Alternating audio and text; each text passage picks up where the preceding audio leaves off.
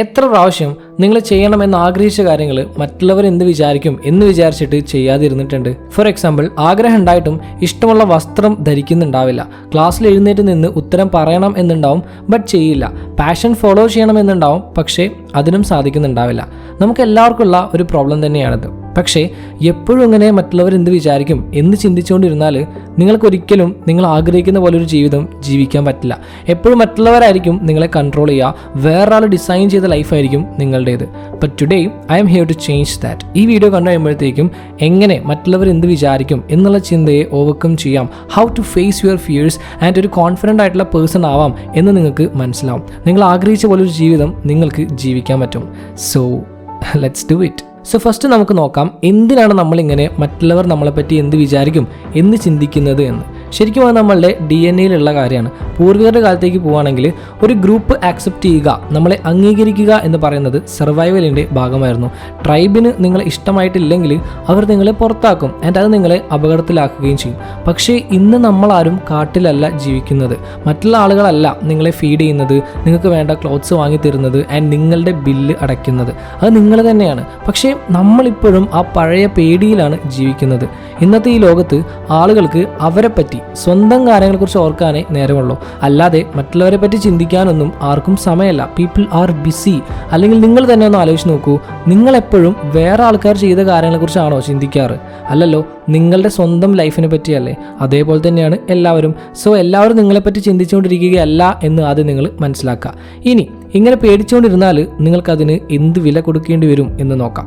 മറ്റുള്ളവർ എന്ത് വിചാരിക്കുമെന്നുള്ള ചിന്ത കാരണം പുറകോട്ട് വലിയുന്ന ഓരോ പ്രാവശ്യവും നിങ്ങൾ നിങ്ങളുടെ ഫ്രീഡം, സ്വാതന്ത്ര്യത്തിൻ്റെ ഒരു പാർട്ടാണ് കളയുന്നത്. നിങ്ങൾക്ക് ആ ഓപ്പർച്യൂണിറ്റി യൂസ് ചെയ്യാൻ പറ്റിയിട്ടുണ്ടാവില്ല. സത്യം പറയണം എന്നുണ്ടാവും, ബട്ട് കഴിഞ്ഞിട്ടുണ്ടാവില്ല. അല്ലെങ്കിൽ നിങ്ങൾക്ക് ഇഷ്ടപ്പെട്ട വസ്ത്രം ധരിക്കാനായിട്ട് സാധിച്ചിട്ടുണ്ടാവില്ല. എന്തുകൊണ്ട്?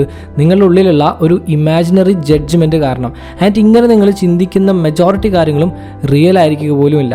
ഒരു 10 വർഷം കഴിഞ്ഞിട്ട് ഒന്ന് പിന്നിലോട്ട് നോക്കിയിട്ട് നിങ്ങൾക്ക് പറയണോ, ഞാൻ ഇത്രയും കാലം ജീവിച്ചത് മറ്റുള്ളവർക്ക് വേണ്ടിയായിരുന്നു എന്ന്? No, you don't. It's time to stop it. So how do we stop caring? എങ്ങനെ നമുക്കത് സ്റ്റോപ്പ് ചെയ്യാം? നിങ്ങൾ നിങ്ങളെ തന്നെ റിമൈൻഡ് ചെയ്യുക, ഓർമ്മിപ്പിക്കുക, it's about them, not you. മിക്ക സമയത്തും ആളുകൾ നിങ്ങളെ ജഡ്ജ് ചെയ്യുമ്പോൾ അത് അവർ ഇൻസെക്യൂർ ആവുന്നത് കാരണമാണ്. അവരുടെ ഒപ്പീനിയൻസ് ശരിക്കും അവരെ പറ്റിയാണ് പുറത്ത് കാണിക്കുന്നത്.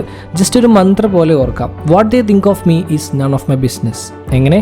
What they think of me is none of my business. അവരെന്ത് വിചാരിക്കും എന്നുള്ളത് എൻ്റെ കാര്യമല്ല. Because it's not. നിങ്ങൾക്ക് ഒരിക്കലും മറ്റുള്ളവരുടെ തോട്ട്സ് കൺട്രോൾ ചെയ്യാനായിട്ട് സാധിക്കില്ല. ആൻഡ് അതിന് ശ്രമിക്കാതിരിക്കുന്നത് തന്നെയാണ് നല്ലതും.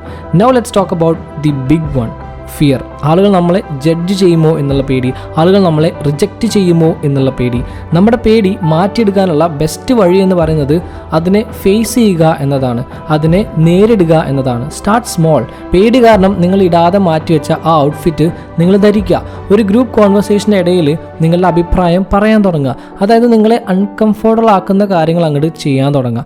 ആൻഡ് അങ്ങനെ ചെയ്യാൻ തുടങ്ങുമ്പോൾ സ്വയം ചോദിക്കുക, മാക്സിമം പോയാൽ എന്ത് മോശം സിറ്റുവേഷനാണ് ഉണ്ടാവുക, or what's the worst that can happen. 10-9 പ്രാവശ്യവും പ്രത്യേകിച്ച് ഒന്നും സംഭവിക്കില്ല. ഇൻഫാക്ട് നിങ്ങൾ തന്നെ സ്വയം മനസ്സിലാക്കും പേടിച്ചതുപോലെയൊന്നും ഇല്ല എന്ന്. And with every step you take your confidence will grow. മുന്നോട്ട് പോകുന്തോറും നിങ്ങളുടെ ആത്മവിശ്വാസം ഇങ്ങനെ കൂടി വരും. മറ്റൊരു ടിപ്പ് പറയുകയാണെങ്കിൽ, focus on building your self. മറ്റുള്ളവർ നമ്മളെ ഇഷ്ടപ്പെടുമ്പോഴല്ല കോൺഫിഡൻസ് ഉണ്ടാവുന്നത്, അത് നമ്മളെ സ്വയം ഇഷ്ടപ്പെടാൻ തുടങ്ങുമ്പോഴാണ്. സോ ഫസ്റ്റ് നിങ്ങളുടെ ശരീരം നോക്കുക, എക്സസൈസ് ചെയ്യുക, നല്ല ഫുഡ് കഴിക്കുക, ശരിക്കും ഉറങ്ങുക, എക്സെട്ര. പുതിയ സ്കിൽസ് പഠിക്കുക, വായിക്കുക, ഗ്രോ ആസ് എ പേഴ്സൺ. നിങ്ങളെ അപ്ലിഫ്റ്റ് ചെയ്യുന്ന ആളുകളുമായിട്ട് കൂട്ടുകൂടുക, അല്ലാതെ ഒപ്പോസിറ്റ് ആവരുത്. മറ്റുള്ളവരുടെ വാലിഡേഷൻ നിങ്ങൾക്ക് ആവശ്യമില്ല. Remind yourself every single day, I am enough. Listen, ഇത് നിങ്ങളുടെ ലൈഫാണ്, മറ്റുള്ളവരുടെ അല്ല.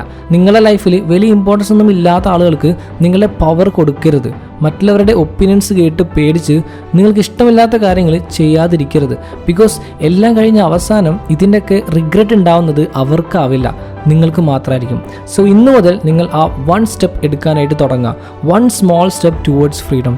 Face that fear, take that chance and stop caring what others think. നിങ്ങൾക്ക് വേണ്ടി ചെയ്യുക, നിങ്ങൾക്ക് വേണ്ടി ജീവിക്കുക. Because you deserve it. So go out there and live your life. Thanks for watching.